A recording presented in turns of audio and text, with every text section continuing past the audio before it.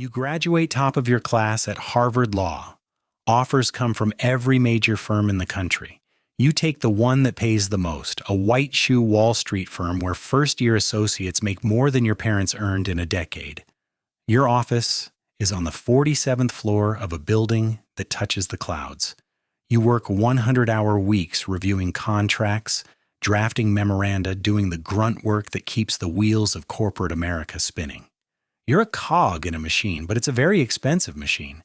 And that's enough for now. Your first real case involves a pharmaceutical company. They knew one of their drugs caused heart attacks. They knew it for years before the FDA found out. Your job is to help them settle the lawsuits without admitting liability.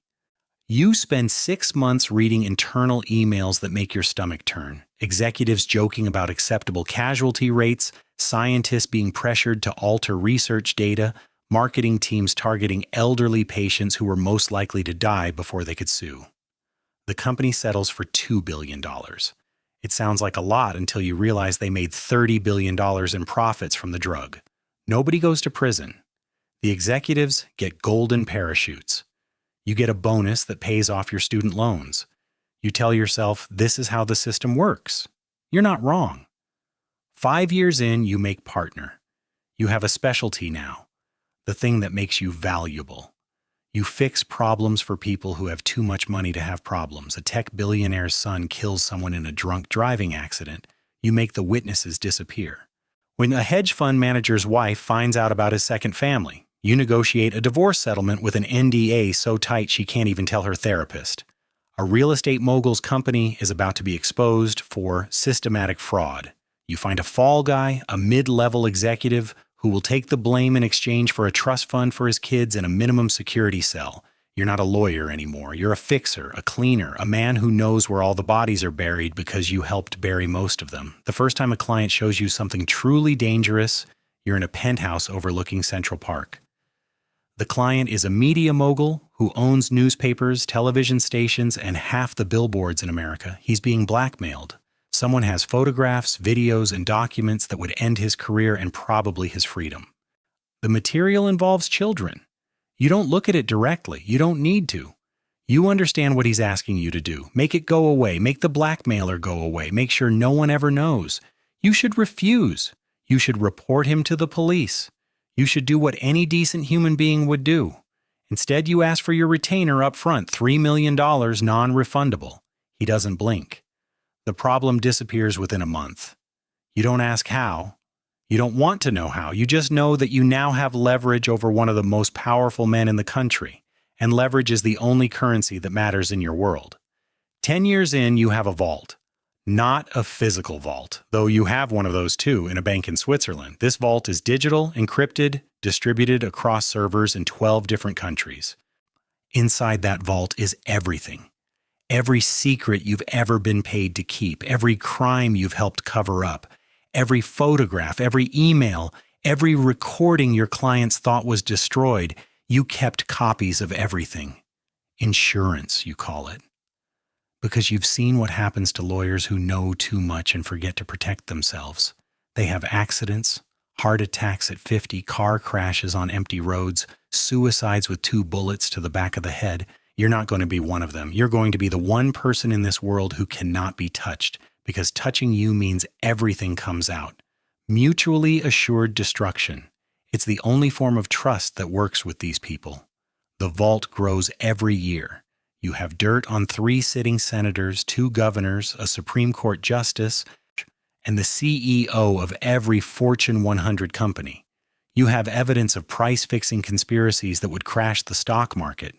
You have proof of bribery schemes that reach into the highest levels of power. You have medical records showing which billionaires are secretly dying, which ones are secretly addicted, which ones have diseases they've hidden from their boards and shareholders. You have documentation of offshore accounts, illegal campaign contributions, and human trafficking operations run by respectable businessmen. You know which pharmaceutical company deliberately released a contaminated vaccine.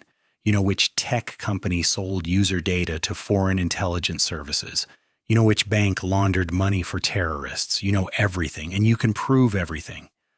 And that makes you the most dangerous person in every room you enter. Your clients understand the arrangement. They pay you obscene amounts of money not just for your legal services, but for your silence. You charge by the secret. Small secrets, 6 figures. Career-ending secrets, 7 figures. Go to prison forever secrets, 8 figures and up. You've made more money in the last 5 years than most law firms make in a decade. You own homes on 3 continents, each one registered to a different shell company, each one stocked with enough cash and documents to start a new life if everything falls apart. You don't trust banks completely, so you have gold buried in locations only you know. You don't trust people at all, so you live alone. No spouse, no children, no one who can be used against you. You're 60 years old. When you're worth $400 million, and you're the loneliest person you know. The funny thing is, they all think you work for them. The billionaires, the politicians, the titans of industry, they think you're their lawyer, their fixer, their servant. They don't understand that you stopped working for them years ago. Now you work for yourself. Now you use them. Their money, their secrets, their desperation. You've manipulated stock prices with carefully timed leaks. You've influenced elections by threatening to release information at crucial moments. You've made and broken careers based on nothing more than your own amusement. You're not playing their game anymore. You're playing a game they don't even know exists, a game where you're the only player and everyone else is just a piece on the board. The paranoia is constant.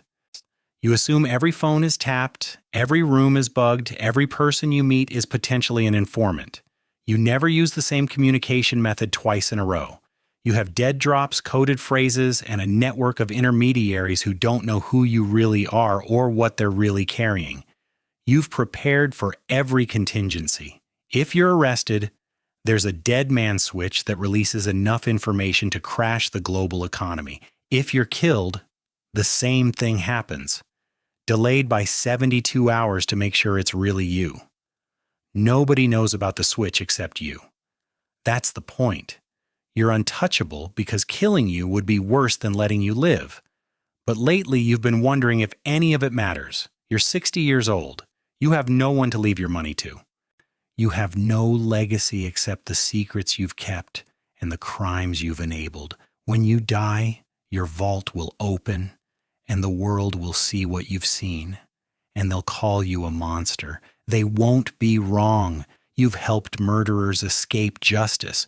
You've protected predators. You've watched innocent people suffer because suffering was profitable for your clients. You told yourself you were just a lawyer, just doing your job, just working within the system. But the system is a lie you told yourself so you could sleep at night, and you haven't slept well in 20 years. One day, maybe today, maybe tomorrow, you're going to make a different choice. You're going to take everything in that vault and give it to journalists, prosecutors, and law enforcement agencies around the world. You're going to burn it all down. Not because you found your conscience, not because you want redemption. Those things don't exist for people like you. You're going to do it because you can, because you're bored, because you spent your whole life accumulating power, and the only interesting thing left to do with power is to use it in the most destructive way possible. You're going to watch the world scramble to deal with the fallout. You're going to watch billionaires turn on each other like rats on a sinking ship. You're going to watch the whole rotten system collapse under the weight of its own secrets. Or maybe you won't. Maybe you'll die in your sleep and the dead man's switch will activate and the world will never know you existed. Maybe one of your clients will find a way to get to you despite all your precautions. Maybe you'll just keep going, year after year, while collecting secrets and cashing checks until there's nothing left of the person you used to be. You finish your scotch and look out at the city lights. Somewhere down there, a young lawyer is billing their first 100 hours, dreaming about partnership, about money, about success. They have no idea what they're getting into. They have no idea that every case, every client, every dollar comes with a cost. They'll learn. Everyone learns eventually. Your phone buzzes. Another client, another problem, another secret that needs keeping.